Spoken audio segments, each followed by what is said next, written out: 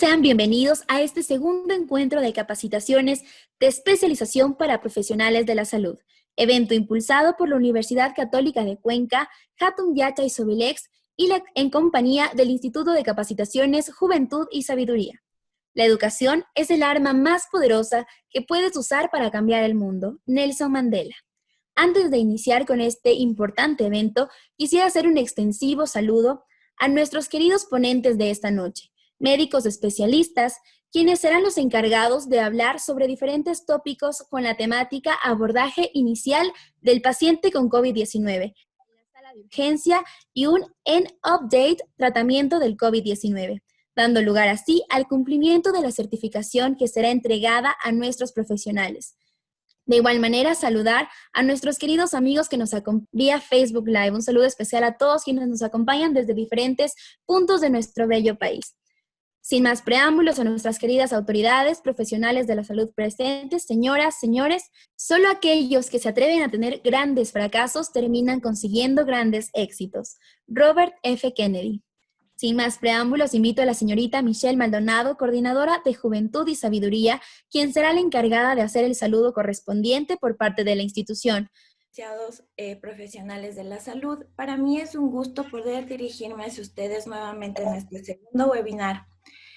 Me presento, mi nombre es Michelle Maldonado, soy coordinadora general de la empresa de capacitación Hatun Yachay Sobilex.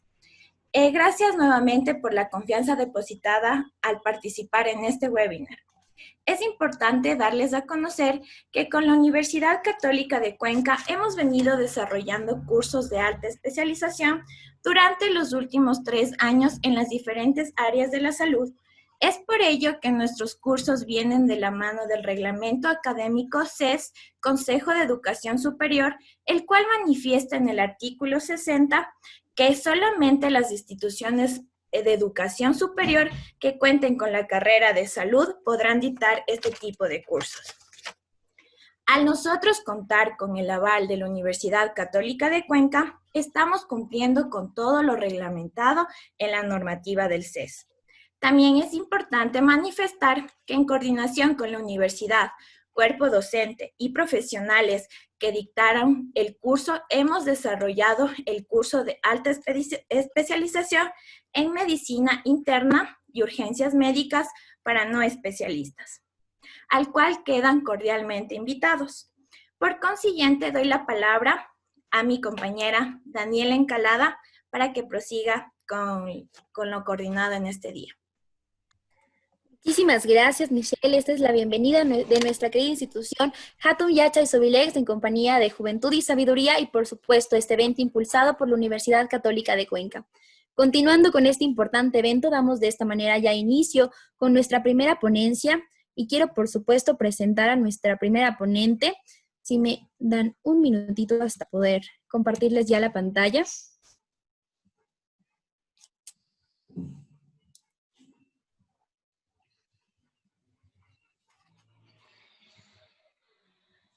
Si me confirman, por favor. Está listo, Dani. Ya.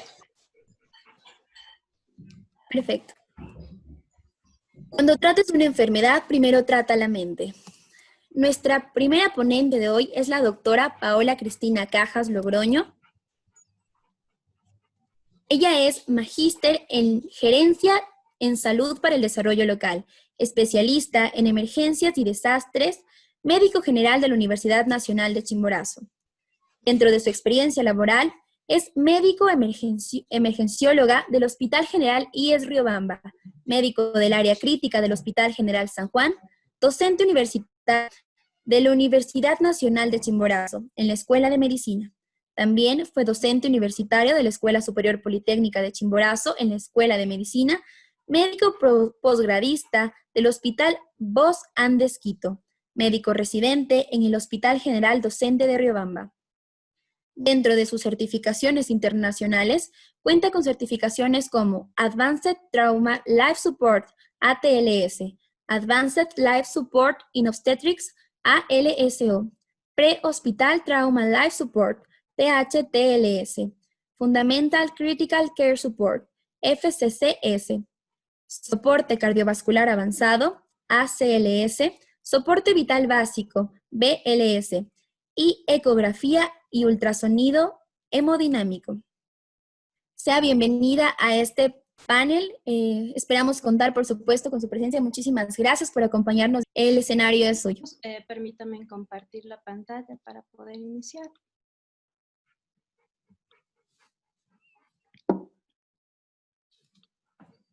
Agradecida de tener esta oportunidad de compartir con todos ustedes y poder tratar uno de los temas que en la actualidad está comprometiendo a toda la humanidad y de alguna manera todos los médicos debemos tener los conceptos muy claros para poder de alguna manera diferenciar este tipo de patologías y sobre todo propiciar a que nuestro paciente tenga el tratamiento adecuado.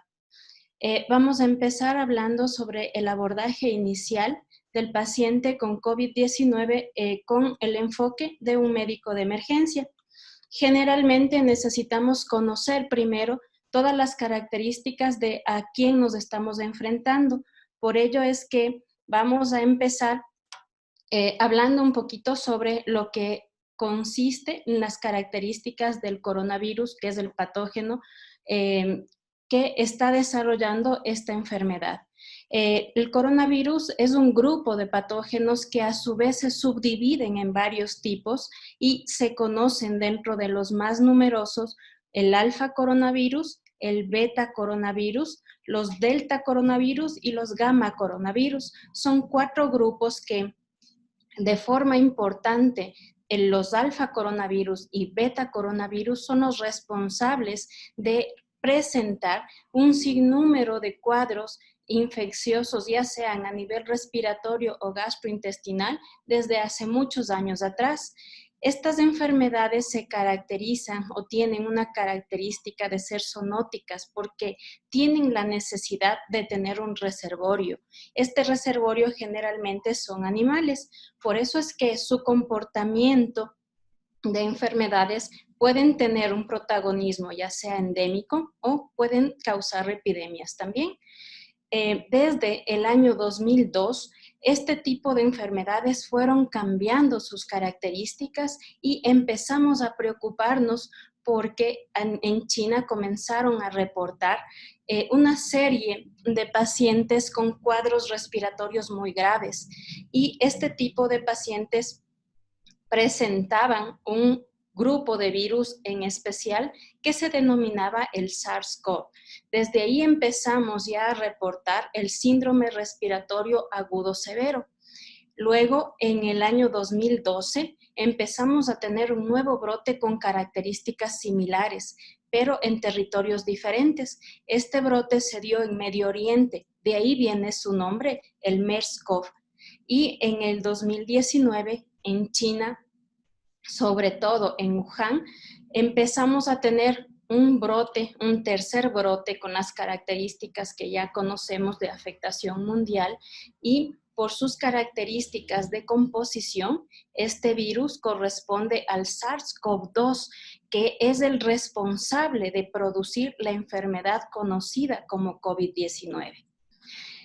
Para saber cómo funciona o cómo empieza el proceso de infección, necesitamos conocer la estructura del virus y para ello vamos a ir desde la parte más interna hacia la parte externa. En el interior del virus tenemos sobre todo el material genético y este virus corresponde al material genético de ARN. Esto se dispone en forma de un ovillo, que es la característica principal, o de envoltura. Esta envoltura está dada por la presencia de una proteína y esta proteína, no sé si de pronto se movió la pantalla, si me confirma.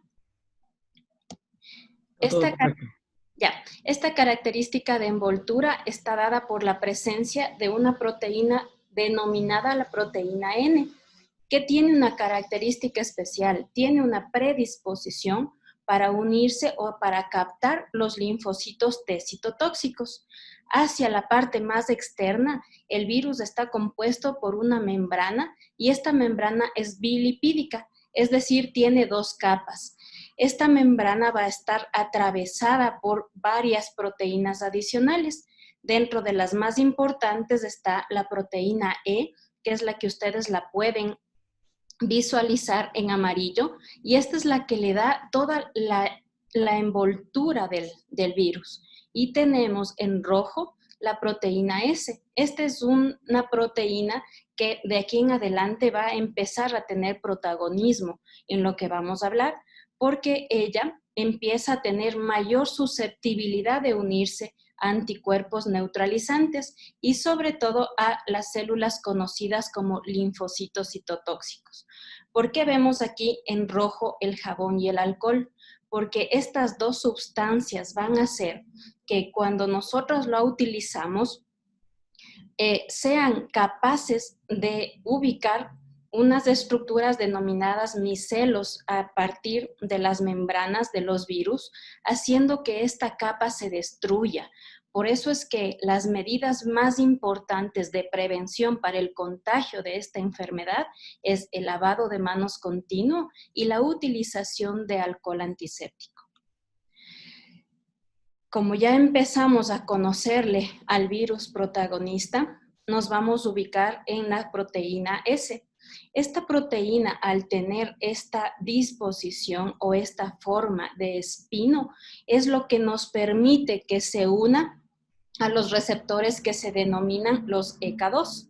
Estos receptores van a estar en las células, sobre todo las que se denominan los neumocitos tipo 1 y en mayor proporción en los neumocitos tipo 2, donde encontramos este tipo de células en el epitelio alveolar. Y esto se encuentra en el parénquima pulmonar. Por eso es que la afectación más importante de este tipo de enfermedad va a estar a nivel del sistema respiratorio, causando problemas como neumonía y en sus diferentes grados de gravedad. Al unirse el virus a la célula receptora de nuestro cuerpo, empieza a desencadenarse un proceso muy importante que se conoce como apoptosis. Este proceso de degradación o de destrucción va a como que activar todos los mecanismos de defensa de nuestro organismo. Dentro de estos, el más importante o el primero en activarse va a ser la replicación celular. Es decir, si mi cuerpo ya identifica el agresor, necesito reunir más soldados para que mi cuerpo se defienda. Y de esta manera empieza la replicación celular. Sin embargo, como la replicación es una copia exacta y dentro de esta célula ya tenemos el material genético, las siguientes células a reproducirse van a ser células infectadas.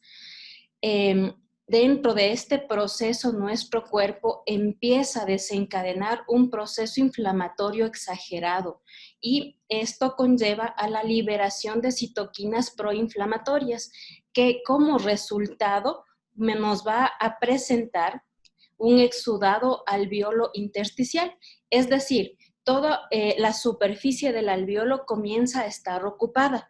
Por eso es que el intercambio gaseoso a nivel del alveolo y el capilar comienza a presentar alteraciones y se las conoce como las alteraciones BQ. Este es el primer paso para que el paciente empiece a desarrollar un cuadro de insuficiencia respiratoria aguda grave, que es lo característico o una de las complicaciones más llamativas de la enfermedad de COVID-19 causada por el SARS-CoV-2.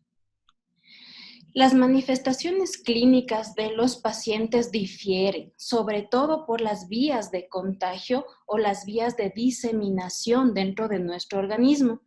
Lo más frecuente es que los pacientes se infecten por medio de las gotículas que pueden ser captadas por las vías respiratorias superiores.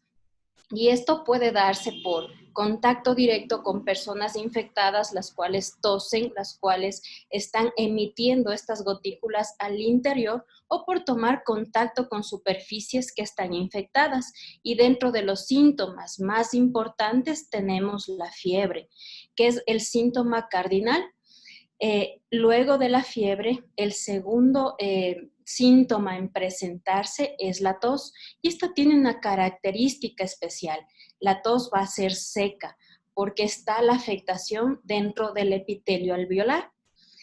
Estos dos síntomas importantes o considerados como síntomas mayores, si están unidos a la presencia de la falta de aire o lo que conocemos como disnea, es uno de los síntomas de gravedad y independientemente de la categoría o de los riesgos que ya vamos a conocer, es un paciente que debe ser derivado de forma inmediata a una unidad hospitalaria.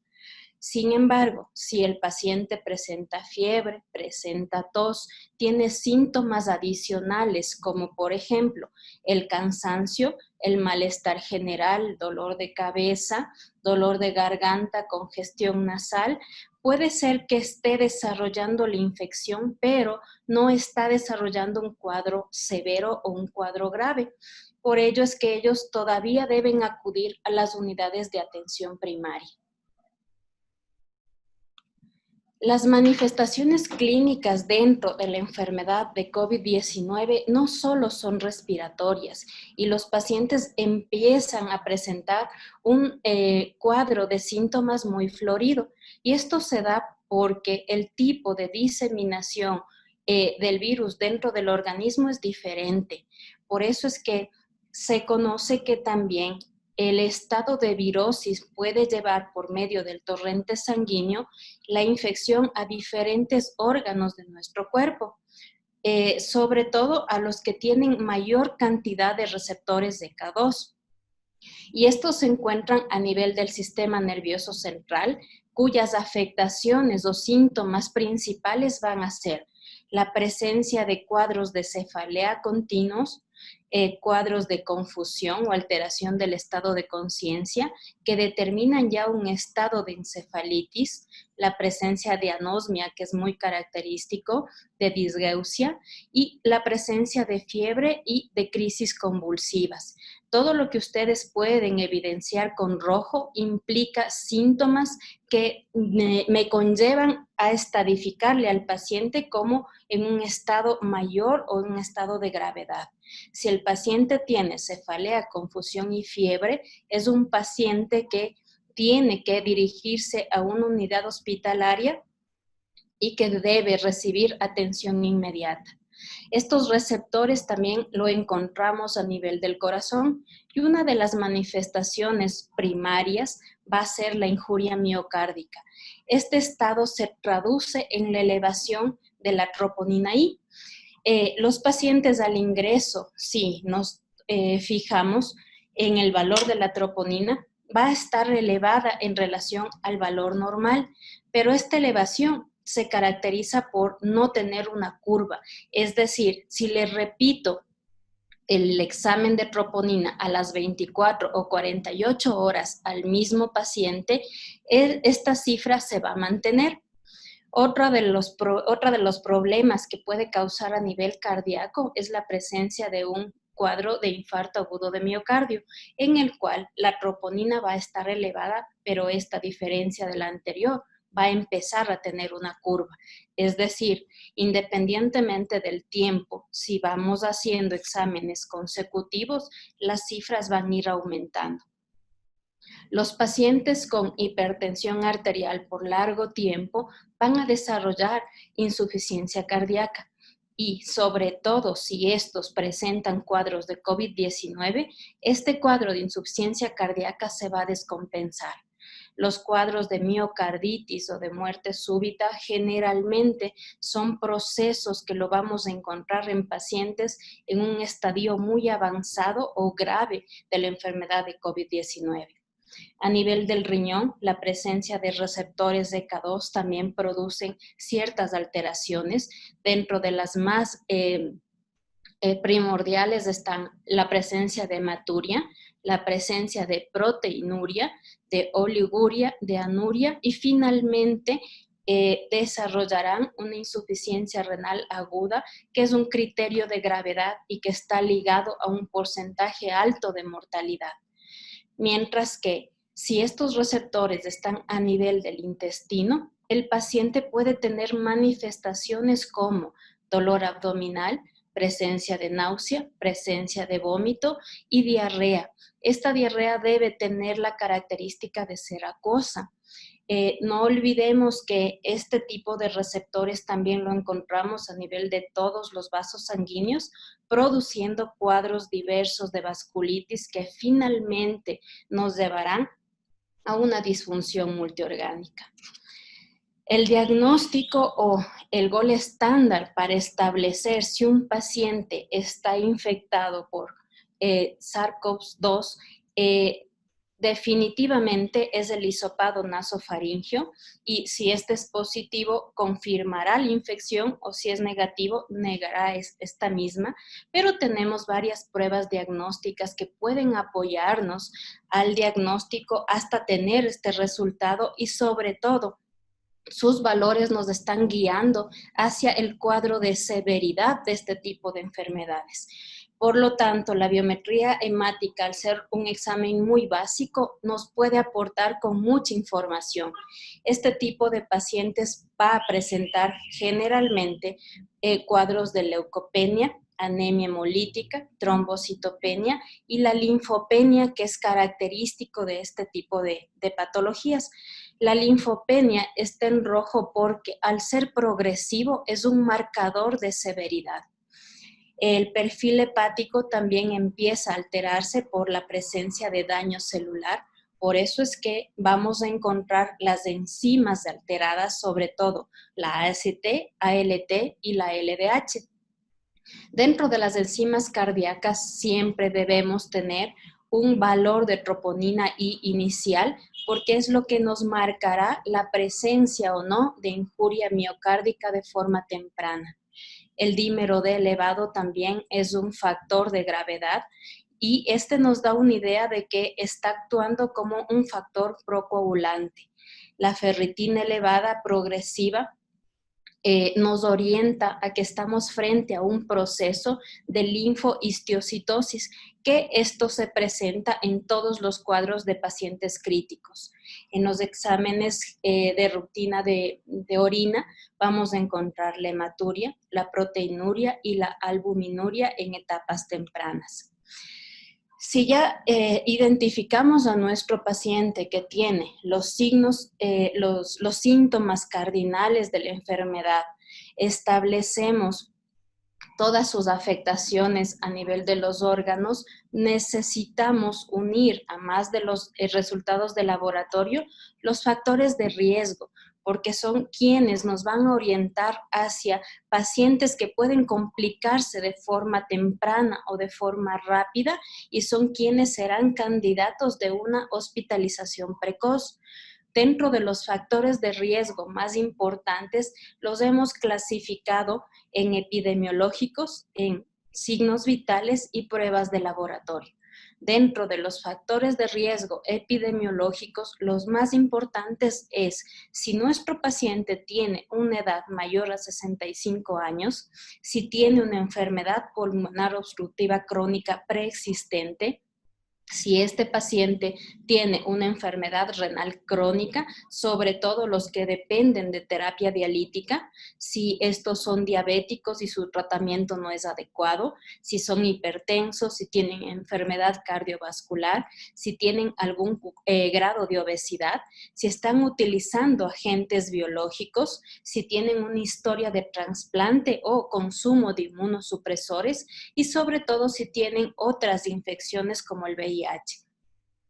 Dentro de los factores de riesgo en los signos vitales, lo que debemos tomar muy en cuenta es la frecuencia respiratoria, y ya nos debe alarmar si mi paciente tiene una frecuencia respiratoria mayor a 24 respiraciones por minuto. La frecuencia cardíaca, si está mayor a 125, es un factor de riesgo. Si la saturación está menor a 93% aire ambiente, sobre todo en pacientes jóvenes, eso es un signo de alarma. Y la PAFI menor a 300, que ya nos ayuda a diferenciar los cuadros de síndrome de distrés respiratorio.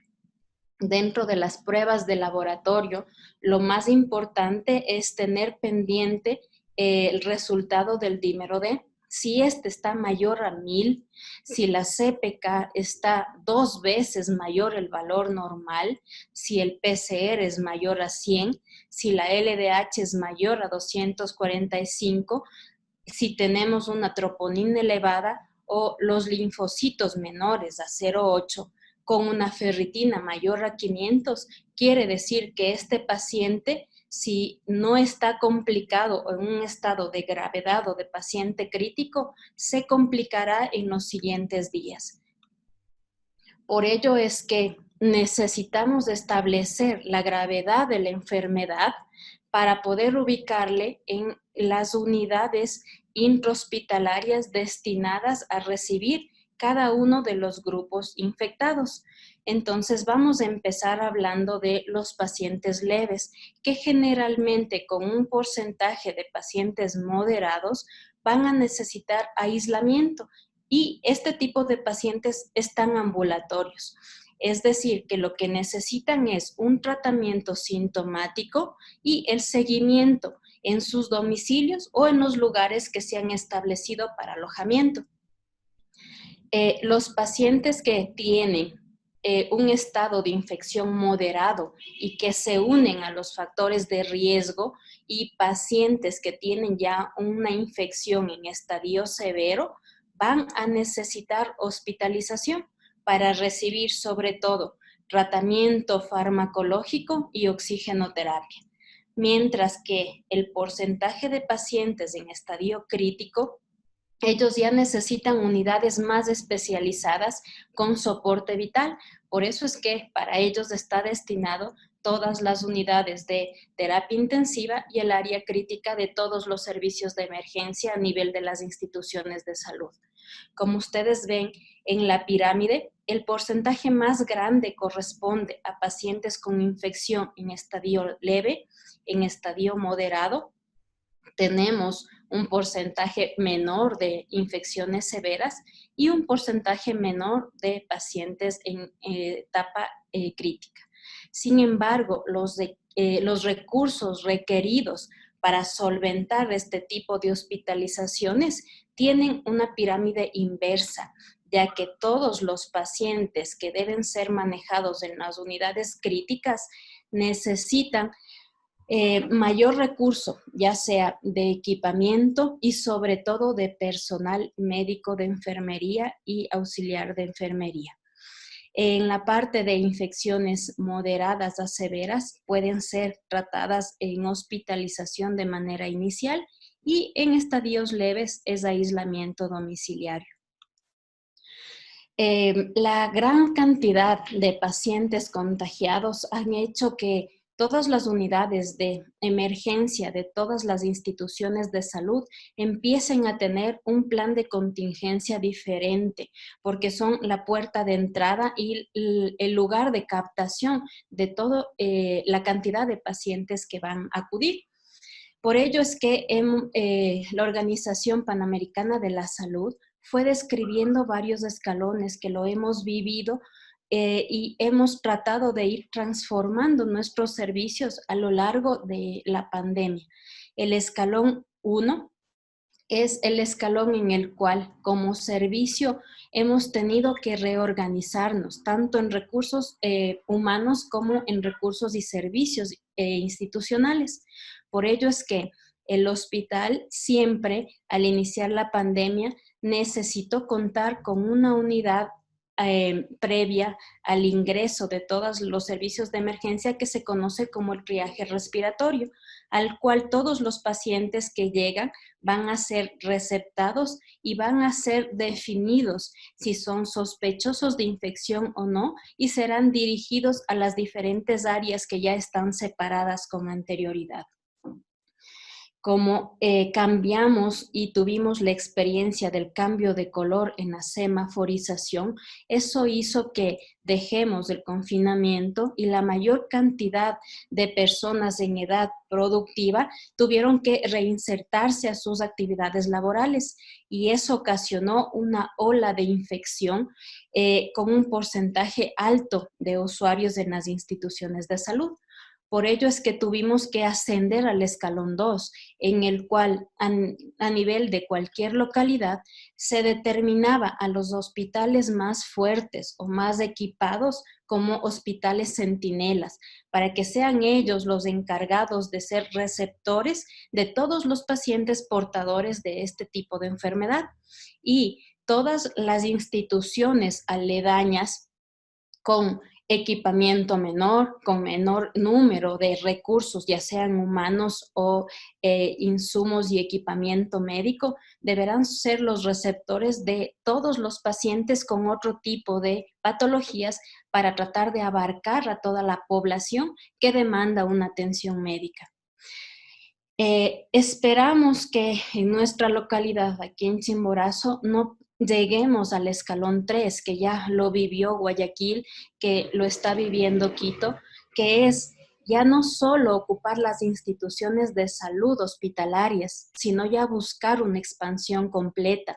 Y esta expansión generalmente se da buscando sitios en los cuales se pueda recibir a la gran cantidad de pacientes infectados, que pueden ser coliseos, pueden ser estadios o cualquier tipo de infraestructura que cuente con los recursos disponibles para poder ofertar una atención médica.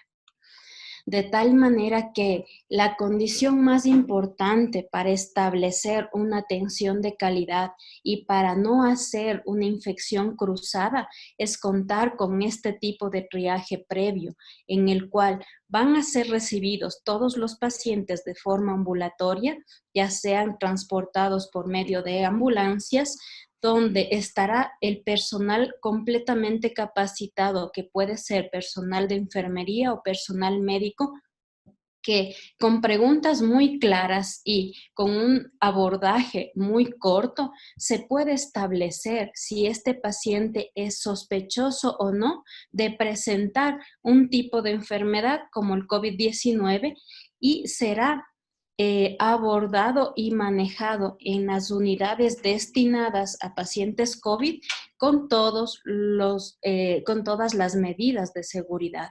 Mientras que si este paciente no es sospechoso, tendrá que ser abordado en una unidad completamente diferente, que no tenga pacientes con sintomatología respiratoria.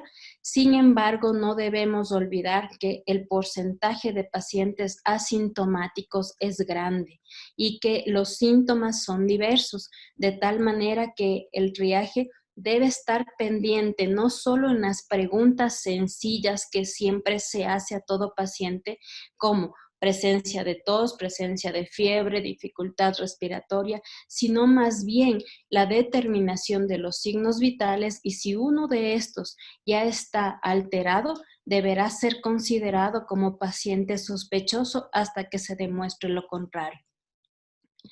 De tal manera que como servicio de urgencias hemos tenido que fraccionarnos y hemos tenido que dar todo el contingente necesario para poder recibir a la cantidad de pacientes que necesitan de una atención médica.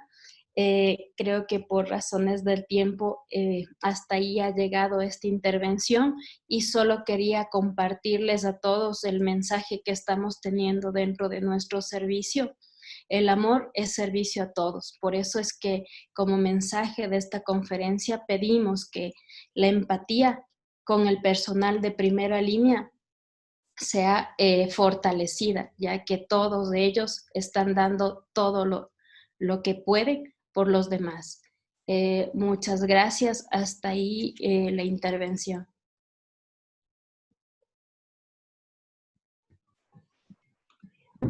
Muchísimas gracias, doctora. Ha sido un verdadero placer escucharle esta noche y, por supuesto, pues agradecerle más que nada a usted. Ay, sí, perdón. Muchísimas gracias. Y comentarles que ustedes pueden hacer sus consultas. Al final se habilitará, un foro en el cual ustedes podrán discernir cada una de las dudas que tengan. En este momento, pues quisiera hacer la invitación a François Prieto para que nos acompañe y nos comente un poquito sobre los beneficios de las certificaciones que se están ofertando, obviamente, en cada una de las capacitaciones que estamos dando, para que ustedes puedan tener un conocimiento pleno sobre qué es lo que estamos dando con todos ustedes gracias a Hatum Yacha y Sobilex. Qué gusto saludarte, Dani, qué gusto saludarles a todos los profesionales de la salud que están acá. Tanto valor y de tanta información, pues de tanta calidad, con profesionales, pues sinceramente a otro nivel.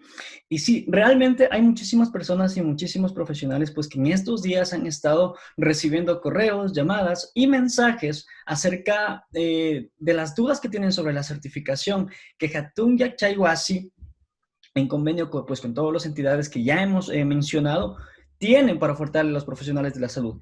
En particular, de este webinar y el webinar del pasado viernes 31 de julio, pues es una certificación de 40 horas académicas, mi querida Dani, y mis estimados profesionales de la salud que nos saludan desde todas las partes del Ecuador. ¿Ok?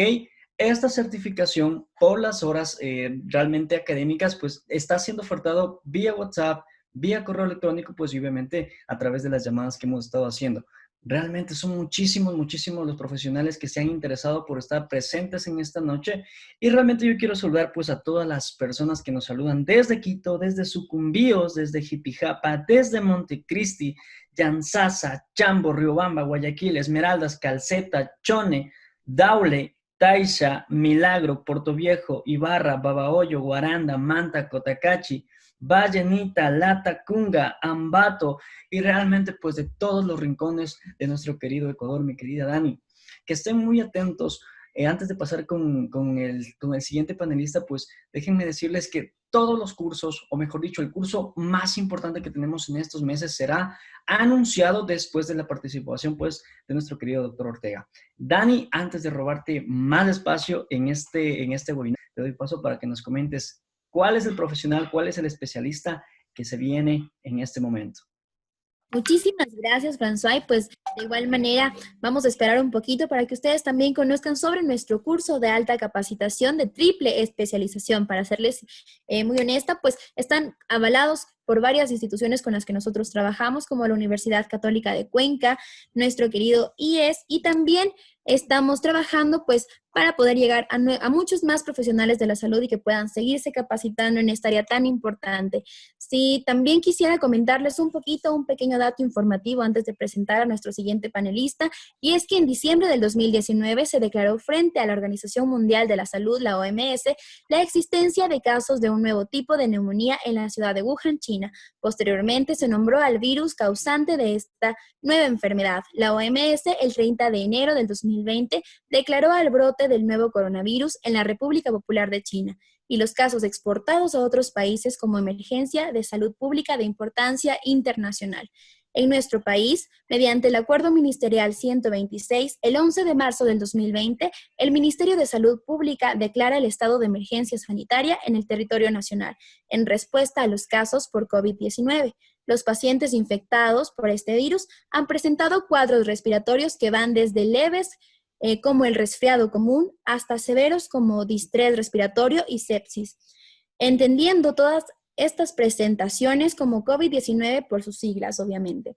Ahora, para que nos comente mucho más al respecto y nos siga orientando, quiero presentar a nuestro siguiente panelista y permítanme compartirles la pantalla pues para poder presentarle y que ustedes lo conozcan.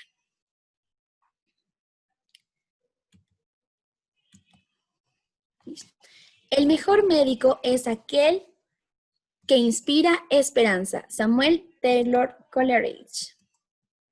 Nuestro siguiente panelista es coordinador del área de capacitaciones en salud, doctorante PhD en Ciencias Médicas de la Universidad de Zulia, médico especialista en Medicina Interna de la Universidad Central del Ecuador, magíster en Salud Pública en la Universidad Autónoma de los Andes, especialista en Gestión de Proyectos de la Salud en la Universidad Autónoma de los Andes. Dentro de su área de especialización, cuenta con un diploma en Investigación y Proyectos de la Universidad Tecnológica Equinoccial.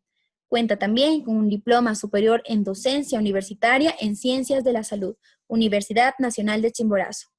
También tiene un diploma superior en Promoción y Prevención de la Salud de la Universidad Autónoma de los Andes. Dentro del área laboral, es médico tratante y ex jefe del Servicio de Medicina Interna del Hospital Montenegro, en la ciudad de Guaranda. Es ex docente de la Cátedra de Farmacología y Semiología de la Universidad Estatal de Bolívar en Guaranda, Ecuador. médico tratante y coordinador pro tempore del Servicio de Clínica del Hospital General Riobamba, Instituto Ecuatoriano de Seguridad Social, director técnico de Hospitalización y Ambulatorio del Hospital General Riobamba, Instituto Ecuatoriano de Seguridad Social. Dentro de su área laboral, es tutor de Medicina Interna del Programa de Internado Rotativo de Medicina en la Universidad Nacional de Chimborazo, UNACH, Riobamba, Ecuador. Docente de la Maestría en Salud Pública de la Escuela Superior Politécnica de Chimborazo. Además, es autor y coautor de varios libros de medicina y artículos científicos publicados en revistas indexadas de alto impacto nacional e internacional. Por favor, me permito invitar al doctor Héctor Fabián Ortega Castillo. Y a toda esa gente y, lógicamente, nuestros profesionales que nos están escuchando y mirando de todo el país. Vamos a compartirles la pantalla para iniciar con la presentación. Por favor, me confirman si estamos con la presentación. Está listo, doctor. Sí, todo listo. Perfecto. Muy bien. En estos minutos nos vamos a dedicar a hablar un poco acerca del tratamiento de COVID-19. Vamos a hacer una actualización, vamos a conocer algunos conceptos, vamos a conocer algunos detalles referente a cuál de los tratamientos actualmente se encuentra vigente y se encuentra lógicamente utilizado en los diferentes protocolos de las diferentes unidades a nivel mundial.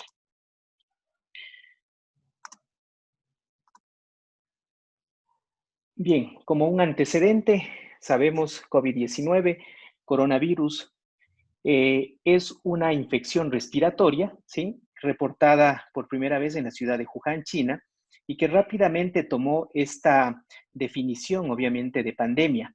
Es causado por el virus que conocemos como SARS-CoV-2.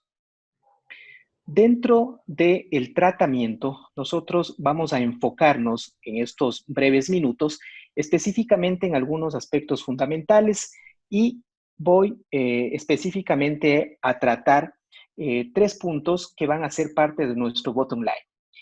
El tratamiento, ¿sí? Que actualmente se maneja para lo que es COVID-19 es un tratamiento de soporte de forma primaria. Hay estudios, hay ensayos clínicos en los cuales las diferentes drogas antivirales, antimaláricos y otras, lógicamente, están autorizadas únicamente en el contexto de un ensayo clínico. Sin embargo, su eficacia y seguridad, lógicamente, están siendo evaluadas en el tiempo. En este momento, los corticoides han expuesto, ¿sí? En publicaciones recientes, sobre todo un estudio británico, el Recovery, un estudio, un ensayo clínico en el cual se reclutaron 6.425 pacientes, donde se demostró una alta efectividad del uso de los corticoides para reducir la mortalidad en los pacientes con COVID-19, principalmente que estaban en ventilación mecánica con un NNT de 7. Un NNT, es decir, un número necesario para tratar de 7. ¿Qué quiere decir esto? Que el uso o cuando se utilizan los corticoides en el contexto de pacientes con ventilación mecánica, por cada 7 pacientes tratados tenemos uno que se beneficia con esta intervención. Esta ventaja también se ha hecho evidente no solamente en aquellos que han estado en ventilación mecánica, sino también en aquellos que han requerido algún, digamos, grado de oxígeno, con un NNT de 20. Sin embargo, estos beneficios no fueron establecidos en pacientes hospitalizados que no requirieron oxígeno. Esto con un nivel de evidencia tipo B. En la parte inferior, ustedes pueden ver, tenemos hemos utilizado esta taxonomía que es del SORT para clasificar los niveles de evidencia. Un nivel de evidencia A es una evidencia consistente, de buena calidad. Un nivel de evidencia B, inconsistente, con una calidad limitada, y un nivel de evidencia C que nace de consensos de la práctica diaria, de la opinión de expertos, de serie de casos o estudios de serie de casos. Continuando con nuestro bottom line, tenemos algunos RCTs que han concluido que otra de las drogas, como es antivirales, como el Remdesivir, el uso corto de este fármaco en el lapso de 11-15 días, se pudo observar en este RCT que no hubo una reducción significativa en la mortalidad. 7.1% versus 11.9%, con una P que no fue menor de 0.05, tenemos un nivel de evidencia B. He comenzado con nuestro voto online justamente porque son aspectos que al momento, ¿sí?, son los que están vigentes, y en conclusión y en resumen podemos decir que las drogas antivirales, antimaláricas y otras que se encuentran todavía en estudio únicamente han sido autorizadas en el contexto de un ensayo clínico, más no dentro de un protocolo. Y que al momento las únicas drogas que han demostrado eficacia son los corticoides y, claro, aún controversial el uso del remdesivir. Pues bien, vamos a comenzar a hablar de cada una de ellas. Dentro de la terapia farmacológica, las guías del ITSA recomiendan, como les había comentado, que la cloroquina, la hidroxicloroquina, citromicina, lopinavir, ritonavir, tocilizumab y plasma de convaleciente solo deben ser usados en el contexto de un ensayo clínico. ¿Esto qué quiere decir? Quiere decir que su eficacia y su seguridad, lógicamente, aún no está establecida, e incluso en algunos de ellos la seguridad de estos fármacos aún es cuestionada. Bien, vamos a conversar un poco acerca del remdesivir. Les voy a presentar algunos datos, algunos resultados de esta publicación de mayo 22 del 2020 en la New England Journal of Medicine, en el estudio ACTT, un estudio multinacional, multicéntrico, que reclutó a 1,063 pacientes hospitalizados con SARS-CoV-2. Aquí se utilizó este fármaco, que es el remdesivir, a dosis de 200 miligramos intravenosos en el primer día y posteriormente 100 miligramos intravenoso hasta completar 10 días o hasta el alta hospitalaria, comparado con la utilización de placebo.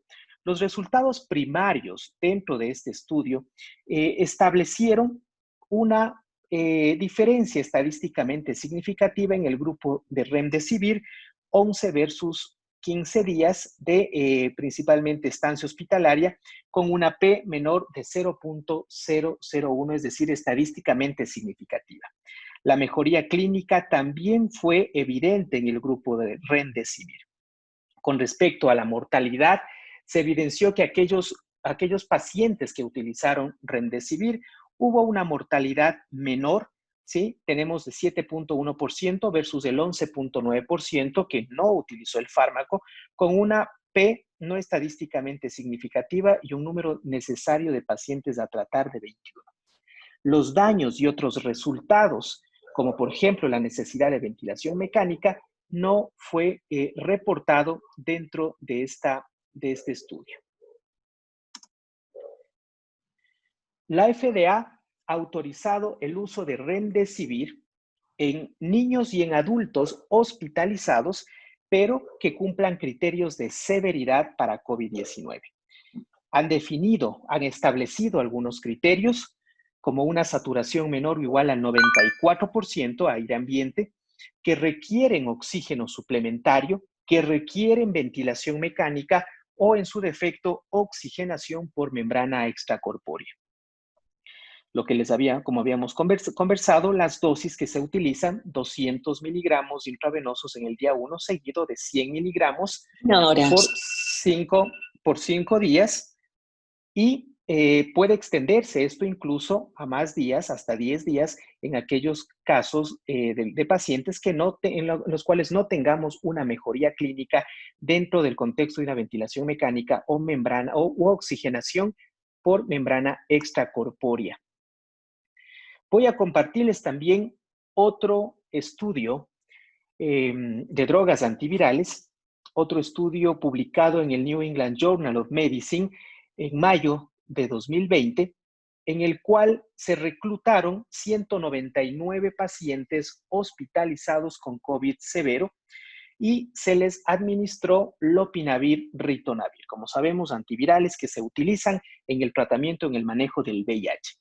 No hubo una diferencia en cuanto a la mejoría clínica, y en lo que respecta a la reducción de la mortalidad, tampoco hubo una diferencia estadísticamente significativa cuando se comparó lógicamente con el grupo de quienes no recibieron este fármaco.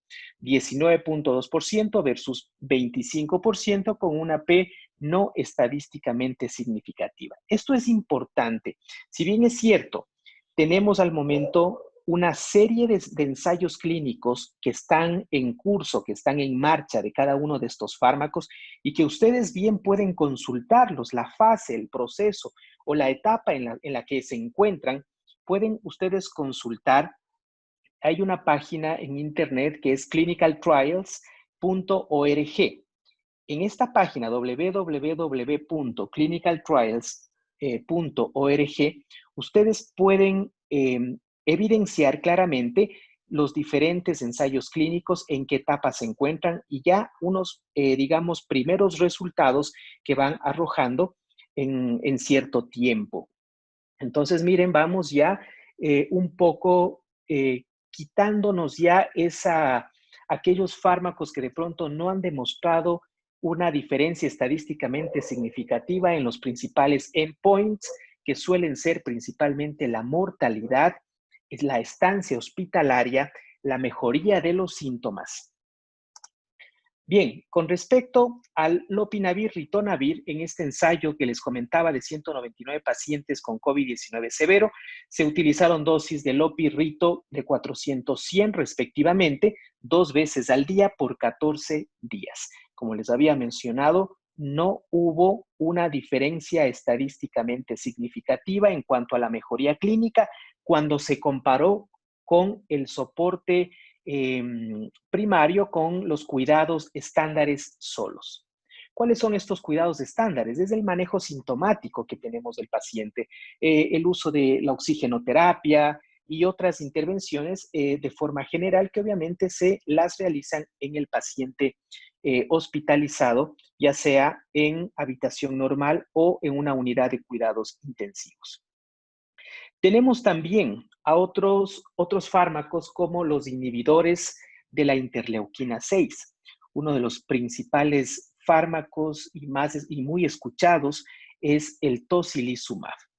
En este estudio de corte retrospectivo, en el cual se reclutaron 544 pacientes con COVID-19 severo, recibieron tocilizumab aproximadamente un número de 179. Se asoció un riesgo menor de ventilación mecánica o de muerte, ¿sí? con una tasa ajustada de 0.61. Es decir, si hacemos la relación, más o menos estamos hablando de un 39%. ¿Qué quiere decir esto? Que de los 179 pacientes hubo una disminución en el riesgo para ventilación mecánica o muerte en el 39% de los pacientes. Sin embargo, aquí vienen algunos aspectos.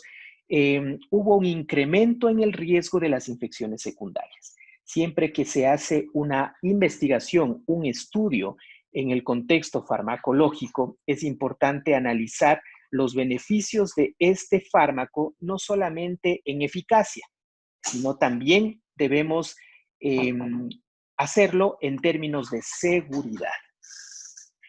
Algunos estudios observacionales, además, no han identificado o no ha habido una asociación en cuanto a un beneficio clínico con el uso de tocilizumab. Tenemos otros fármacos de esta naturaleza, como sarilumab y siltuximab, que también comparten una vía bastante parecida, bastante similar. Son inhibidores de la interleuquina 6 que están siendo evaluados aún en ensayos clínicos.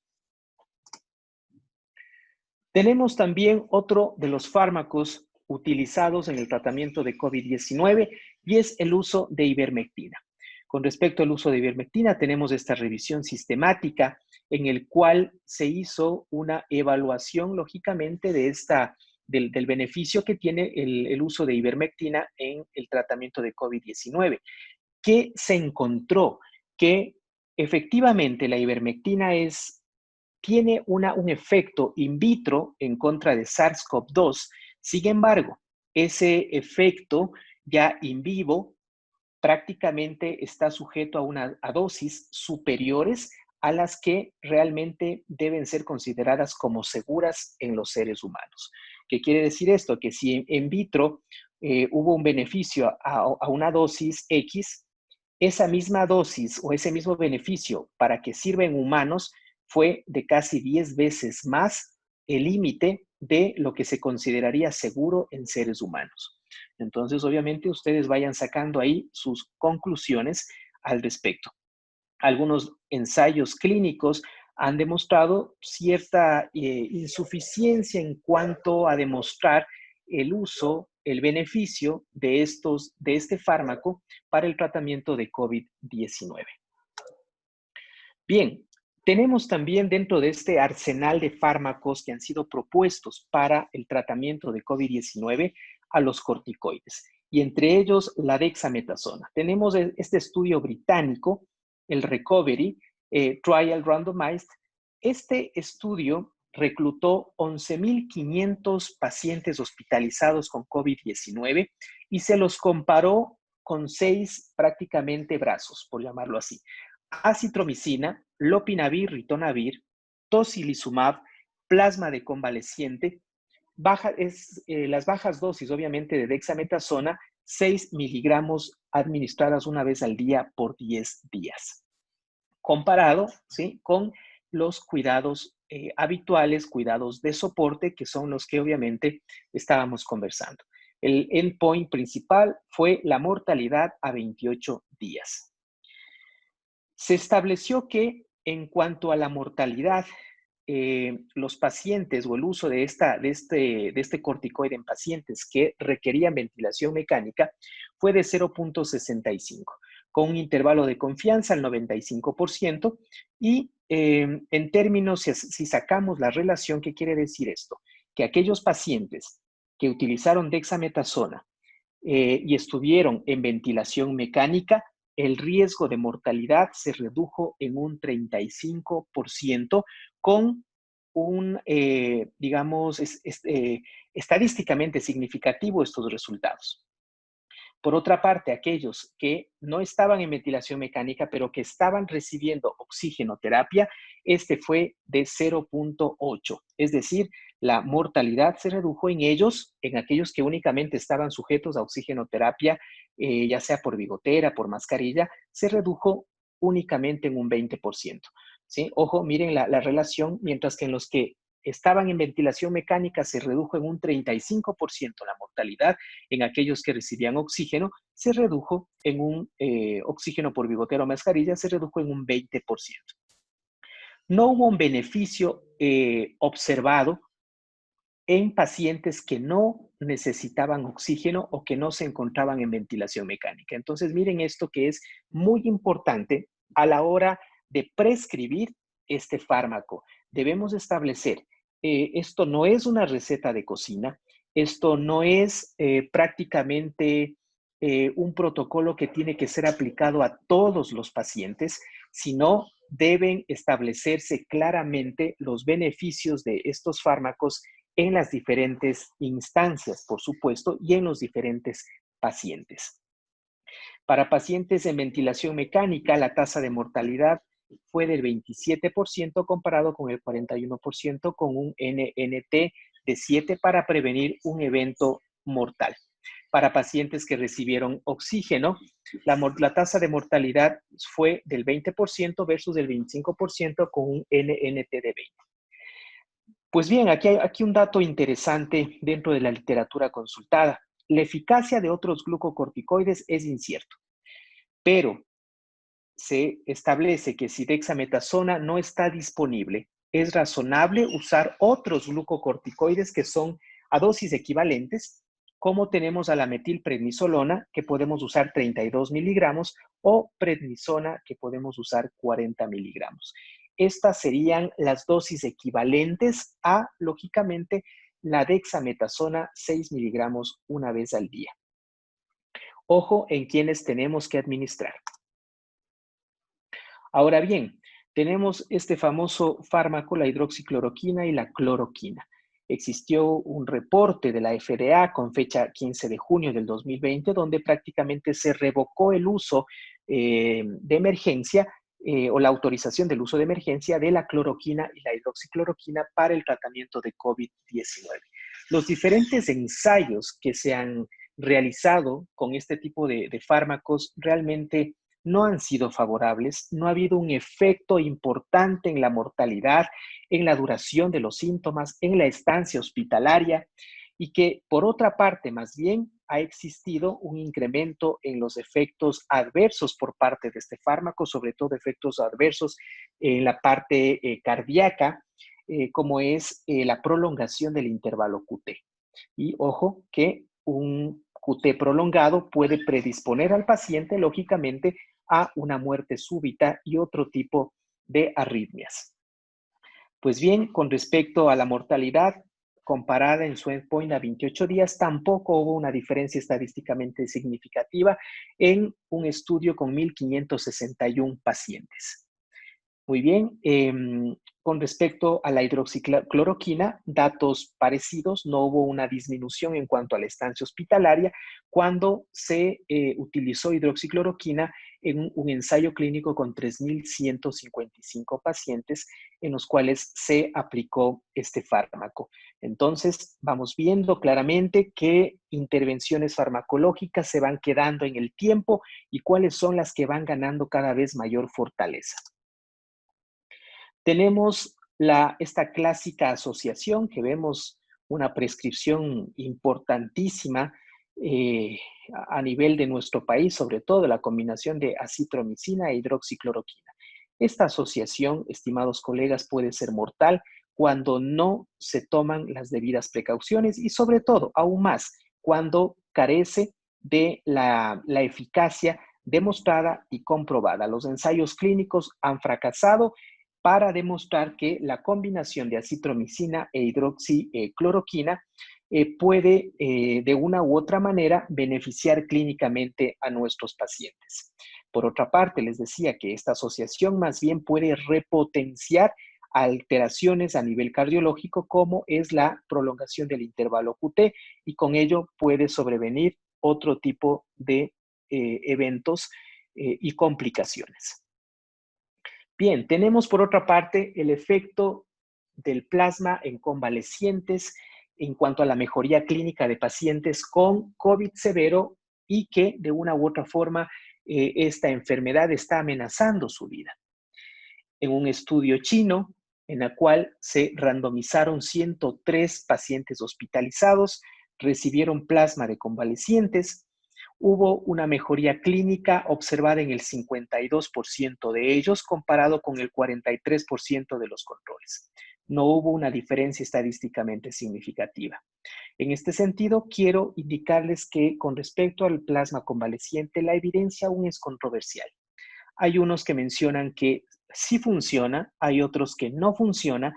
Realmente vamos a poner a esta intervención de plasma convaleciente en un término medio. Los estudios prácticamente no han demostrado del todo su eficacia ni tampoco su ineficiencia para el tratamiento de COVID-19. Con respecto a la mortalidad a 28 días, hubo una disminución en aquellos que se trataron con plasma convaleciente comparado con controles. Sin embargo, estos resultados no tuvieron una diferencia estadísticamente significativa. Y claro, debemos también indicar situaciones como el costo-beneficio con respecto a esta intervención para el tratamiento de COVID-19. Bien, tenemos de igual manera, voy a nombrar algunas otras intervenciones que son parte de los protocolos que se están manejando. El tratamiento empírico con antibióticos para neumonía en pacientes seleccionados. Es importante destacar que debe existir un uso racional de los antibióticos. Definitivamente COVID-19 después nos va a dejar no solamente secuelas en los pacientes, sino también secuelas en el sistema público. Y específicamente me refiero a infecciones nosocomiales, infecciones importantes por bacterias MDR, bacterias multidrogos resistentes, por un uso indiscriminado de estos antibióticos. Entonces, hago un llamado a todos ustedes, colegas, para que en el contexto de una neumonía viral, y que si bien es cierto puede haber coinfecciones, estas coinfecciones, la tasa de coinfección no va más allá del 3 al 7%. Entonces, ¿de qué sentido, sí, o qué sentido tendría el uso de antibióticos de amplio espectro, que generalmente son tercera, cuarta línea en infecciones, para justamente acompañar a un protocolo de tratamiento de COVID-19? Esto sin duda en algún momento nos va a generar bacterias o más bien superinfecciones, ¿sí? Justamente por un uso irracional de estos antibióticos. Otra de las intervenciones, la prevención y la evaluación del tromboembolismo venoso. Esto es algo muy importante, ¿sí? ¿Por qué? Porque hemos visto en la práctica clínica diaria que estamos dando aspirina y clopidogrel a todo el mundo. De igual manera, estamos siguiendo una receta de cocina donde a todo el mundo se les está dando acitromicina, se les está dando, bueno, ya creo que hidroxi o cloroquina ya menos, pero estamos con acitromicina, con ivermectina, estamos, bueno, y dentro de eso también le ponemos ahí a la aspirina o al clopidogrel. Por favor, hagamos una evaluación del riesgo trombótico que tienen nuestros pacientes antes de hacer una prescripción indiscriminada de estos. Estamos teniendo cada vez más en las consultas pacientes con úlceras gástricas perforadas por el uso de aspirina. Estamos teniendo sangrados importantes, ¿sí? Ya sea no solamente por el uso de antiagregantes, sino también por el uso de anticoagulantes que vemos, obviamente, están siendo prescritos en pacientes o cuyo riesgo de eventos trombóticos es bajo. Por favor, tenemos herramientas, tenemos escalas pronósticas, tenemos escalas diagnósticas, y aquí principalmente tenemos, y les invito a revisar, dos escalas, que es la escala del IMPROV y es la escala de Padua. Estas dos escalas miden el riesgo de eventos trombóticos venosos. De tal manera que en aquellos pacientes que ustedes tengan efectivamente un riesgo elevado, por favor utilicemos ahí sí profilaxis antitrombótica, y en este sentido tenemos fármacos como las heparinas de bajo peso molecular, tenemos las heparinas no fraccionadas, ¿sí? Heparinas de bajo peso molecular como la enoxaparina a dosis de 1 miligramo por kilo subcutáneo QD. Ojo, estamos haciendo profilaxis, no estamos haciendo anticoagulación. Mucho ojo con esa situación. Una cosa es la profilaxis, una cosa es la isocoagulación y otra cosa es la anticoagulación. Por favor, mucho cuidado para tener o evitar justamente que existan complicaciones como perforaciones gástricas, como sangrados digestivos, como sangrados mayores, incluso hemorragias cerebrales. Mucho ojo con estas situaciones. Si el paciente cumple criterios para realizar profilaxis de tromboembolismo, pues bienvenido. Caso contrario, no sumemos a esta receta de cocina, y peor aún, antiagregantes, que sabemos que el efecto de esta antiagregación puede persistir en el tiempo, como es en el caso del ácido acetil salicílico, hasta 10 días, y de clopidogrel hasta 5 a 7 días. La profilaxis en pacientes hospitalizados, los beneficios lógicamente están establecidos. No negamos el hecho de que los pacientes con COVID-19 tienen mayor riesgo de eventos trombóticos, aquellos que están hospitalizados y aquellos sobre todo que tienen una enfermedad crítica. Es diferente a los pacientes ambulatorios.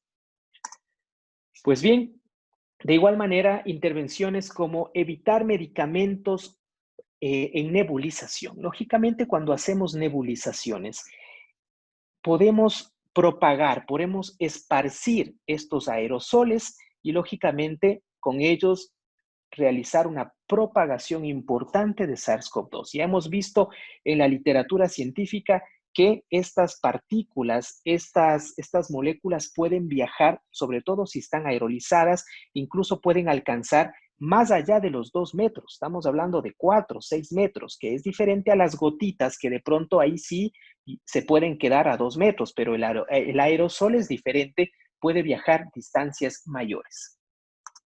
Mucho ojo con eso de igual manera.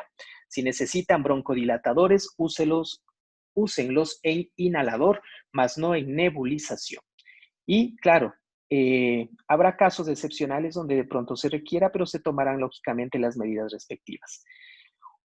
Hasta aquí un breve resumen por cuestiones de tiempo. Ustedes entenderán, nos hubiera gustado y ya de hecho lo conversaremos más a fondo ya en nuestro curso propiamente dicho. Haremos ya o profundizaremos cada uno de estos temas. Esto solamente es una entrada para lo que se viene en el curso justamente de alta especialización en medicina de urgencias y medicina interna. ¿Cuándo consideramos nosotros que un paciente está curado? Esto es importante. Y aquí tenemos que clasificar a nuestros pacientes justamente en 2 grupos.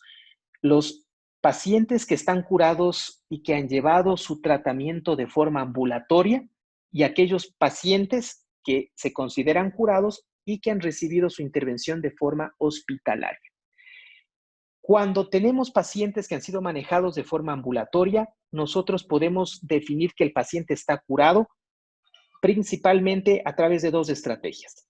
La una es justamente utilizando una estrategia basada justamente en un test y la otra, aquella estrategia en la cual está justamente basada en los síntomas. No siempre vamos a tener de la mano, ¿sí? No siempre vamos a tener de la mano justamente el uso del PCR. Tenemos pues en muchas de las provincias vivimos esta realidad. No tenemos nosotros justamente a disponibilidad lo que implica pruebas PCR. Entonces tenemos que buscar otra estrategia y es basada en los síntomas. Cuando tomamos la estrategia basada en una prueba, decimos que el paciente está curado cuando ha habido una recuperación clínica. ¿Qué quiere decir esto? Que ya no hay fiebre, pero ya no hay fiebre sin usar nada. Es decir, ya los antipiréticos se dejaron de usar y aún así no hay fiebre. Cuando ya no hay tos, cuando ya no hay disnea. A esto le sumamos 2 test PCRs, ¿sí? En tiempo real negativos con un lapso de tiempo entre cada uno de ellos de al menos 24 horas. Ahí yo digo que el paciente está curado desde el punto de vista de una estrategia basada en una prueba. Por otra parte, si la estrategia, ¿sí?, está basada en los síntomas, es decir, aquí ya no tengo un PCR, ¿cuándo digo que está curado el paciente? Cuando han transcurrido al menos 10 días desde que comenzó el proceso infeccioso y que al menos existen 72 horas que el paciente ya no tiene síntomas ni respiratorios, ni tampoco fiebre, sin usar ningún tipo de antipirético, ¿no? Entonces, mucho ojo con esto. Es importante considerar estos detalles. ¿Para qué? Para que no existan aquellos aislamientos prolongados, ¿sí? En los cuales aislamos al paciente 14 días, 21 días, 28 días. Por favor, ¿sí? La evidencia actual, ¿sí? Y bueno, hay cursos que de hecho la Universidad de Johns Hopkins los está ofertando. En estos cursos, ellos establecen que el paciente debe estar en aislamiento únicamente el periodo de tiempo que es infeccioso. ¿Cuánto tiempo es esto? 2 días antes de que ha presentado los síntomas y hasta 10 días después. Y que dentro de esos 10 días, o se sumen 3 adicionales, en los cuales el paciente no tenga fiebre y no tenga síntomas de tipo respiratorio. Entonces, miren, con esto se cae todos esos aislamientos de 14, 21, 28 días. Que sí, que el PCR te sigue dando positivo. Perfecto, te sigue dando positivo a los 21, a los 28 días, pero esa carga viral que tiene ese paciente ya no tiene el contexto o el carácter de infeccioso. Es como cuando tú tienes una batalla, ¿no es cierto? Tienes una guerra y producto de esa guerra tienes muertos y tienes heridos. El PCR te detecta carga viral, pero no te dice si esa carga viral tiene una connotación de ser infecciosa o no. Entonces, mucho ojo con eso. ¿Te va a dar el PCR positivo? Pues perfecto, pero esa carga viral ya no tiene un carácter de ser infeccioso. Bueno, les adelanto estas situaciones, estas cosas muy interesantes que aún no están en nuestras guías, o me parece que las están incorporando recientemente, pero miren, en otros países ya estos aislamientos prolongados de 14, 21, 28, 6 semanas, ¿sí?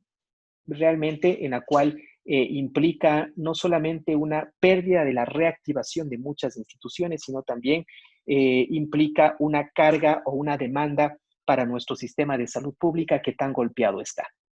Pues bien, entonces, esto con respecto a los pacientes ambulatorios. Con respecto a los pacientes hospitalizados, obviamente se asume, se entiende que a todo paciente hospitalizado debemos basarnos en una estrategia basada en una prueba, en un PCR. Entonces, decimos que un paciente hospitalizado está curado cuando se ha recuperado de sus síntomas, principalmente la fiebre, al menos ya 72 horas sin fiebre, sin usar antipiréticos, ya no hay síntomas respiratorios y tiene al menos 2 pruebas PCR negativas, cada una con un espacio de al menos 24 horas.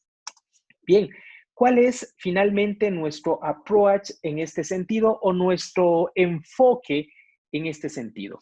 El enfoque final implica que el tratamiento de COVID-19, al momento, las intervenciones, las medidas son inciertas. Muchos de los fármacos únicamente están autorizados en el contexto de un ensayo clínico, es decir, experimental, mas no que han demostrado realmente una eficacia. Apenas tenemos el Remdesivir, eso también ya con algunas particularidades que van al menos que al más, y el uso de los corticoides, que realmente hasta el momento son los que han demostrado una reducción en la mortalidad, pero principalmente en pacientes en ventilación mecánica o que tienen criterios de usar oxigenoterapia. Entonces, mucho ojo con esto, por favor, estimados colegas. Es necesario hacer un uso racional de los diferentes fármacos que se están utilizando en COVID-19. ¿Por qué? Porque definitivamente el riesgo puede ser superior al beneficio. Y el paciente, claro, no se complicó por COVID, pero se complicó por el uso indiscriminado y sin criterio de otras intervenciones que de pronto tuvieron que ser valoradas de mejor manera.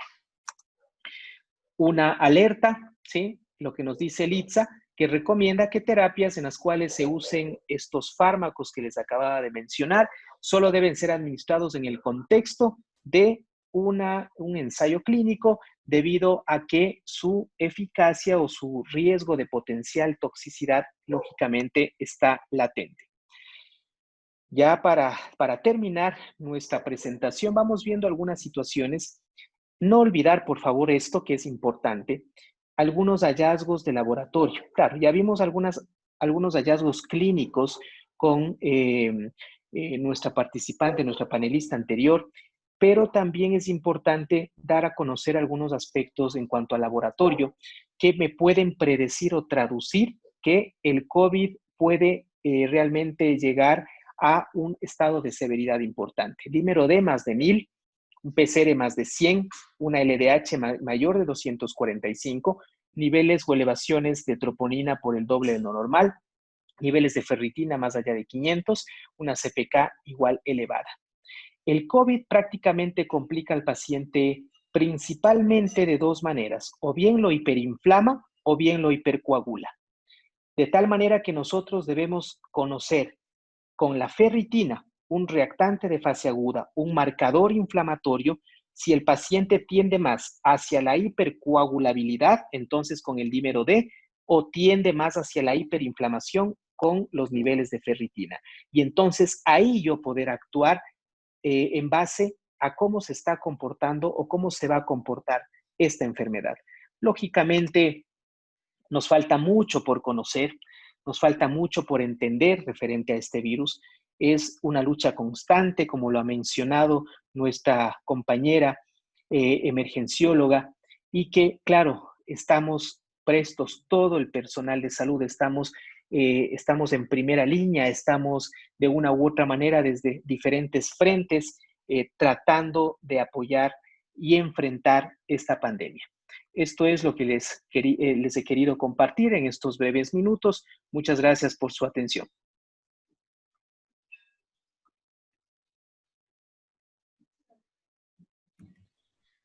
Muchas gracias, doctor Ortega. De igual manera, pues ha sido excelente la participación de nuestros dos panelistas. Definitivamente, información sumamente relevante e importante con respecto a este tema del abordaje inicial del paciente con COVID-19 y también los tratamientos ante el COVID-19. Muchísimas gracias. En este momento vamos a dar casi ya apertura al foro de preguntas para que ustedes puedan discernir cada una de sus dudas sobre el tema del día de hoy. Pero antes de eso, pues quiero comentarles un poquito sobre los cursos que mantenemos en Juventud y Sabiduría y Hatun Yacha y Sobilex con el aval de la Universidad Católica de Cuenca. En el curso de alta especialización del que les estamos mencionando, aborda temas como el soporte vital avanzado en obstetricia y emergencias neonatológicas, emergencias y urgencias pediátricas. En este curso de alta capacitación, pues vamos a tocar temas aproximadamente en una duración de 3 meses, 16 temas en obstetricia, 12 temas en neonatología, 16 temas en pediatría, los cuales serán netamente en un 100% online. Desde sus hogares, pues pueden ser partícipes de este curso, contará con videos interactivos y de apoyo en los cuales ustedes pueden seguir avanzando en la plataforma que manejamos de estudio. No sé si François está por ahí para que nos comente un poquito sobre los avales de nuestras certificaciones y obviamente las facilidades de pago que tienen al ser parte de los beneficiarios también por ser miembros de esta conferencia vía Zoom y las suscripciones que han tenido en estas semanas. François. Exactamente, mi querida Dani. Para todos quienes pues están reventando el chat con la pregunta pues de cuál es el precio de esta certificación. Recordarles que un ticket promedio, no hablando ni siquiera de un high ticket, de una ponencia de esta magnitud bordea a los $300. Hoy en día la tienes totalmente gratuita. Especialistas de altísima calidad con muchísima preparación, como ya hizo la presentación Daniela.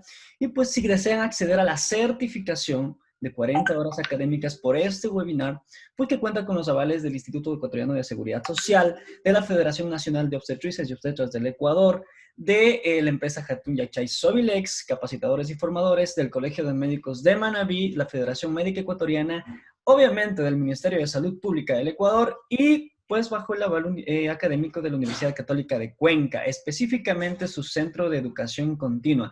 ¿Quieres acceder a esta mega certificación por 40 horas de estos dos temas? Pues tienes un precio, nada más te digo, que en ticket promedio estamos en $300. El día de hoy, tan solo por $40. ¿Necesitas más información?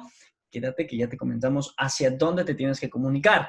Y sí, precisamente mi estimada Dani, como nos comentabas, pues en este momento yo les voy a presentar el curso que nuestro estimado panelista, el doctor Ortega, después de su genial presentación, pues ya nos hizo un pequeño review, ¿ok?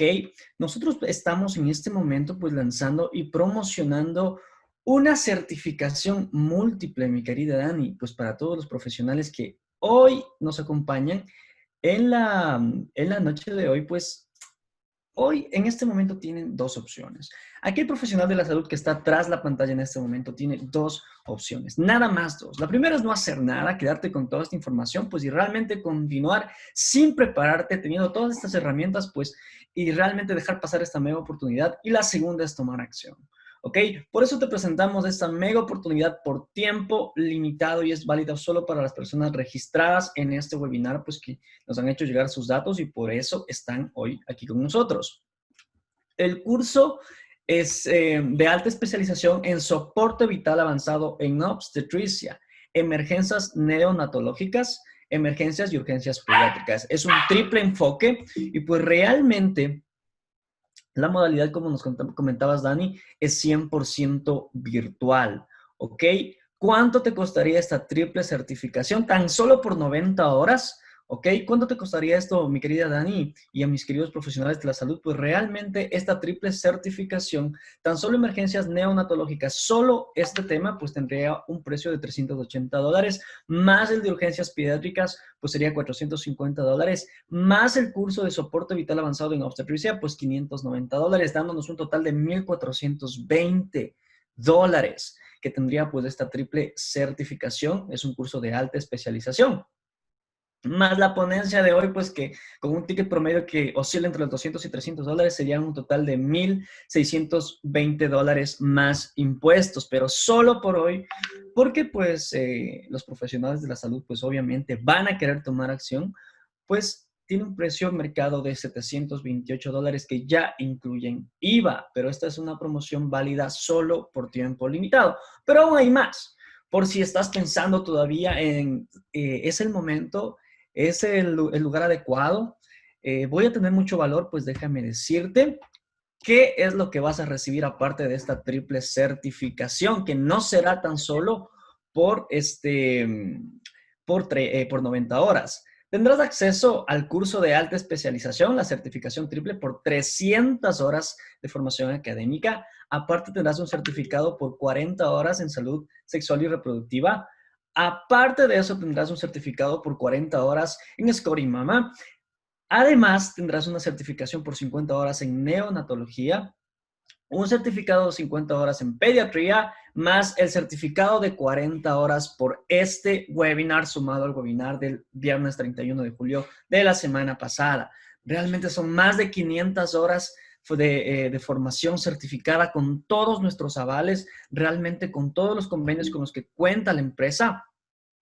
Y pues acá están pues todos nuestros avales, tanto académicos, pues como obviamente de registro laboral, como es la FENOE, la Federación Nacional de Obstetrices y Obstetras del Ecuador, el Colegio de Médicos de Manabí, la Federación Médica Ecuatoriana, el Instituto Ecuatoriano de Seguridad Social, el Ministerio de Salud Pública, obviamente pues nuestra querida Jatun Yachay Sobilex, y bajo el aval académico pues de la Universidad Católica de Cuenca, específicamente su Centro de Educación Continua. Pero hay más. Lo que me estabas preguntando precisamente, Dani, es que realmente conscientes de la problemática que ha traído el COVID y pensando pues obviamente en dar facilidades de pago, pues puedes acceder al financiamiento directo dividido en 3 pagos.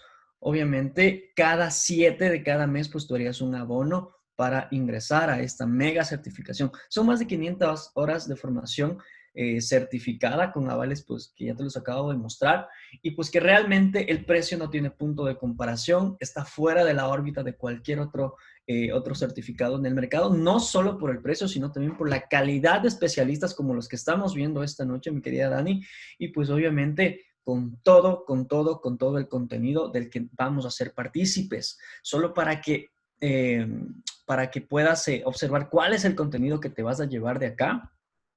Déjame comentarte que en esta ocasión, pues tú puedes abordar 16 temas que involucran en obstetricia, complicaciones en el embarazo, crisis, sangrado vaginal, resucitación neonatal, seguridad materna y distocias. En neonatología serán 12 temas a tratar, dentro de los cuales involucran perinatología, nutrición neonatal, cardiología, patología, alteraciones, infecciones, cuidados paliativos, neurodesarrollo neonatal y otras enfermedades neonatales. Y dentro del área de pediatría, pues serán 16 temas a tratar sobre organización, técnicas y procedimientos en urgencias pediátricas, analgesia y sedación, enfermedades y síntomas y accidentes infantiles. Realmente esto es una bomba de conocimiento, es un certificado que no tiene punto de comparación. Recibe 5 certificados por el precio de uno y pues realmente un precio que no tiene realmente un valor estimativo, creo yo, mi querida Dani.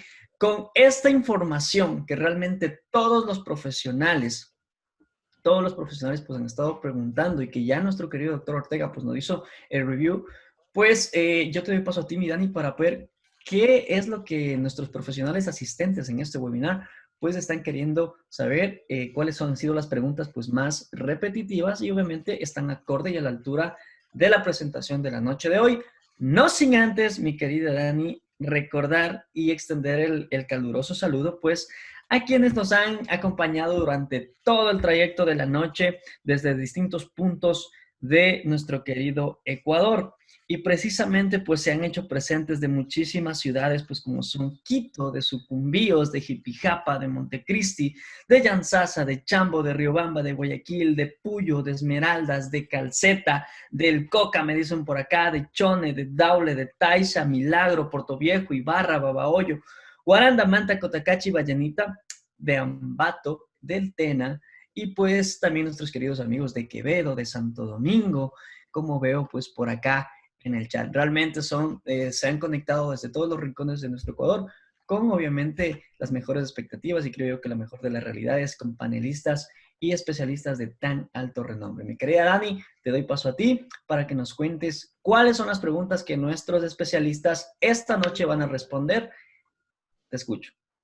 Muchísimas gracias, François. Y pues también argumentar algo pequeñito ante, más que nada, a la presentación que nos acabó de hacer François. Son 5 certificaciones con más de 500 horas académicas a un precio espectacular. Y más que nada, esa facilidad de pago que también nos permite a nosotros considerar mucho más allá el poder de la capacitación. Y más que nada, sabiendo que el Ministerio de Salud Pública en el Estatuto Orgánico de Gestión Organizacional de los Procesos en los Hospitales menciona que justamente ahora la coordinación y el conocimiento es muy amplio en el ámbito laboral requerido. Es por ello que esta coordinación general observa la necesidad de especificar los conocimientos que se requieren en cuanto a la necesidad institucional del Ministerio de Salud Pública del Ecuador y emite los lineamientos para el reclutamiento de talento humano en el marco de la disminución radical de la muerte materna, entre muchas cosas más que podemos abarcar y pues que específicamente las certificaciones que estamos emitiendo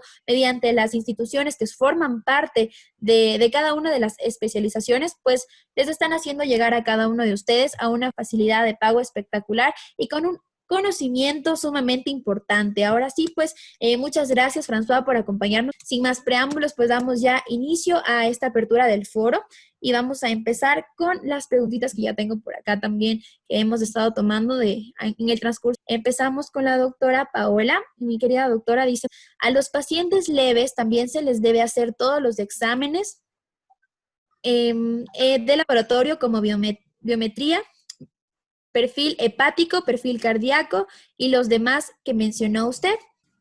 Doctora, Dani, antes de darle paso a la doctora Paola, realmente me comunican por interno, ya le damos paso a la doctora, que también entra dentro de esta promoción que acabamos de mencionar, el curso de alta especialización en medicina interna y urgencias médicas, también como certificación múltiple, dentro de las cuales abarcan 40 horas de tratamiento de COVID-19, que es esta masterclass, este webinar, 40 horas de insulinoterapia, 40 horas de emergencias toxicológicas, 40 horas de emergencias respiratorias y 300 horas de formación certificada en medicina interna y urgencias médicas. ¿Ok?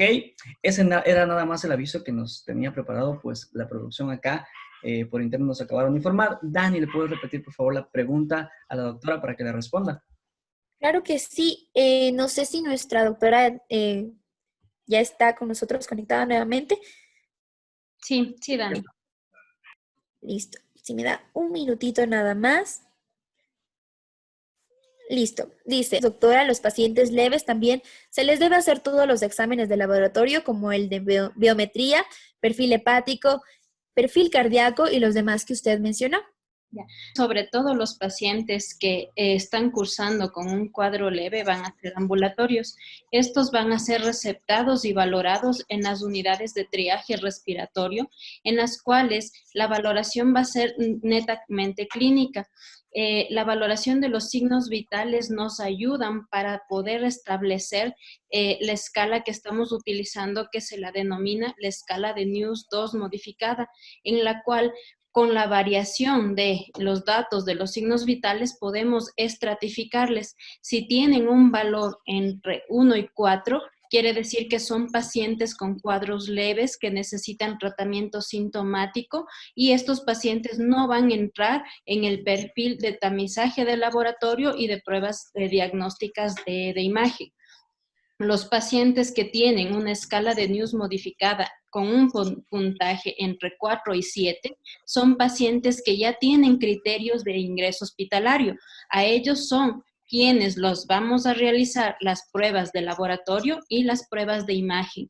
Y más si son pacientes que tienen escala de NIUS mayor a 7, que indica un criterio de hospitalización y manejo en unidad de terapia intensiva, en donde el panel completo de laboratorio y de imagen debe estar realizado en cada uno de estos pacientes. Muchas gracias, doctora. Continuamos con las preguntas. Esta es para el doctor Héctor Ortega. ¿A qué se debe que pacientes que nunca fueron hipertensos después del COVID les da hipertensión? ¿Y por qué hay pacientes que empiezan a caerse y también quedan con secuelas de problemas hepáticos y otras enfermedades? Además, quisiera saber qué tan cierto es la reinfección después de tener COVID-19. Bueno, Doctor. con respecto a son 3 preguntas en una. Con respecto a la primera pregunta, habla mucho de la fisiopatología del virus, ¿no? Normalmente los pacientes, sí se ve que cuando ya existe la infección por SARS-CoV-2, existen pacientes con cifras tensionales elevadas. Obviamente esto hace referencia por la afinidad que tiene el virus con el receptor ECA2. No se olviden que este receptor, a mis estimados colegas, el receptor de la enzima convertidora de angiotensina. Al tener nosotros ocupado el receptor de la enzima convertidora de angiotensina, que en condiciones normales quien se ligaría ahí sería la angiotensina, más no el virus en condiciones normales. Como ya tengo que se liga el virus, lógicamente los niveles, en este caso de angiotensina, se comienzan a elevar en sangre porque justamente esos receptores están siendo ocupados por, en este caso, la proteína S, ¿sí? Del virus, y por ende los niveles elevados de angiotensina. La angiotensina es un potente vasoconstrictor y producto de esta vasoconstricción justamente se genera estos niveles o estas cifras de presión arterial. Esa es una de las hipótesis por las cuales estos pacientes que normalmente no eran hipertensos, ahora sí lo hacen, sí lo son. Con respecto a las siguientes preguntas, es importante tomar en cuenta un antes y un después de la etapa aguda del virus. En la etapa aguda, que podemos decir que es dentro o es el periodo de los 14 días, por llamarlo así, este periodo de incubación de 14 días, que en algunos casos el promedio oscila entre 5 y 7 días, pero lógicamente esperamos estos 14 días para desarrollar síntomas, de lo que sería ya una etapa posterior a estos 14 días, en las cuales, si bien es cierto, ya no tenemos un periodo infeccioso, es decir, el paciente ya no puede transmitir el virus, pero sí tenemos la presencia de secuelas. Se ha visto que estas secuelas pueden estar incluso latentes durante 3 a 6 meses. Hay personas que tienen dentro de sus secuelas cefalea, otras que tienen fatiga, otras se quedan con mialgias, artralgias, es decir, ya no quizás en el contexto de ser infecciosos o en el contexto de la etapa aguda del virus, pero sí en el contexto de una secuela que se está presentando. Y claro, la caída de cabello también es una de estas secuelas que se está encontrando, se está evidenciando en algunos de los pacientes. Y finalmente, Dani, no sé si me repite la última parte de esa triple pregunta. Activemos el micrófono. Sí, ya está. Dice qué tan cierto es la reinfección después de tener COVID-19. Ok, bueno, si bien es cierto hasta el momento la evidencia aún es controversial con respecto a esto, hemos tenido casos en los cuales obviamente pacientes que en su momento tuvieron justamente confirmado con el gold estándar, que es la prueba PCR, fueron positivos. Después, ya con una prueba de PCR negativo, lógicamente se constató que ya estaban libres del virus y que después de 2 a 3 meses justamente han desarrollado nuevamente cuadros incluso más severos que los anteriores. La evidencia actual indica que sí, efectivamente la infección o la primoinfección con SARS-CoV-2 te deja inmunidad, no solamente una inmunidad humoral, porque no solamente esa es la que puede estar presente, sino también otros tipos de inmunidad como la inmunidad celular. Si bien es cierto, la inmunidad celular no las vamos a ver con algunas, con pruebas, como en este caso las pruebas rápidas, pero de que te deja inmunidad, existe inmunidad. Ahora, con respecto al tiempo que te deja la inmunidad, eso no está claro. Se habla de que esta inmunidad está latente por 2 a 3 meses nada más. Es importante para ello realizar titulaciones de anticuerpos, principalmente IgG, para saber en qué momento tus niveles de IgG se encuentran disminuyendo en el tiempo y que de una u otra forma te puedan predecir que tú vuelves a recuperar esa susceptibilidad a la acción del virus. No descartemos también la posibilidad que, como todo virus, obviamente que tiene o está conformado por material genético, este puede mutar, ¿sí? Y obviamente, si bien es cierto, hablamos únicamente de SARS-CoV-2, pero este SARS-CoV-2 puede tener variantes genéticas infinitas y que de pronto la siguiente que tú puedas adquirir no es la que adquiriste hace 2 a 3 meses o hace 6 meses, sino es una nueva digamos, variante de este virus. Entonces, sí, la posibilidad de una reinfección está latente. Si ya tuviste COVID-19, establece si tienes la inmunidad y establece hasta cuándo probablemente tengas esta inmunidad y para ello, lógicamente, tienes para uso las pruebas rápidas, los niveles, estas pruebas rápidas cuantitativas que te ayudan a evaluar justamente los títulos de IgG. Perfecto, Dani. Muchas gracias, doctor. Una pregunta más para la doctora Cajas. Respecto a las lesiones dermatológicas encontradas en pacientes por COVID-19 a nivel mundial, ¿aparecen antes de la sintomatología respiratoria? Y de igual manera, pacientes con antecedentes de tuberculosis pulmonar y branquiectasias de secuela o asma presentan un mayor factor de riesgo frente a una infección por COVID-19. Doctora. Dentro de los factores de riesgo epidemiológicos mencionábamos la existencia de enfermedades pulmonares anteriores que sí son patologías que predisponen a cualquier paciente a desarrollar la progresión de la enfermedad o la mayor predisposición para que esta infección pueda llegar a etapas o estratificaciones más graves. La tuberculosis pulmonar generalmente ya deja lesiones anteriores en el parénquima y sobre todo agravaría el cuadro de síndrome de dificultad respiratoria cuando ésta se sobreinfecta con COVID-19. Lo mismo pasa con el asma, ya que son patrones diferentes, pero están dentro de las enfermedades pulmonares existentes.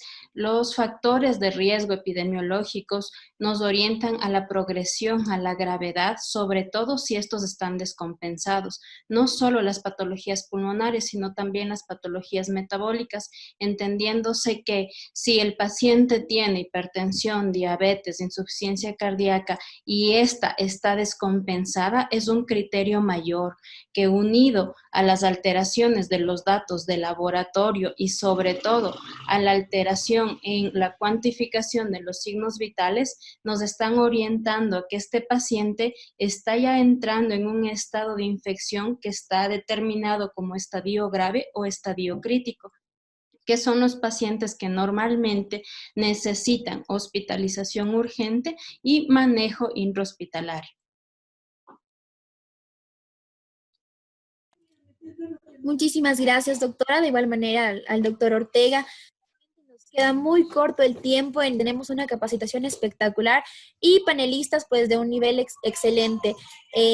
Muchas gracias por acompañarnos todos y cada uno de ustedes que se han sumado a ser parte de cada una de estas capacitaciones y por supuesto nuevamente reiterar la invitación a que sean parte de estos cursos de alta especialización.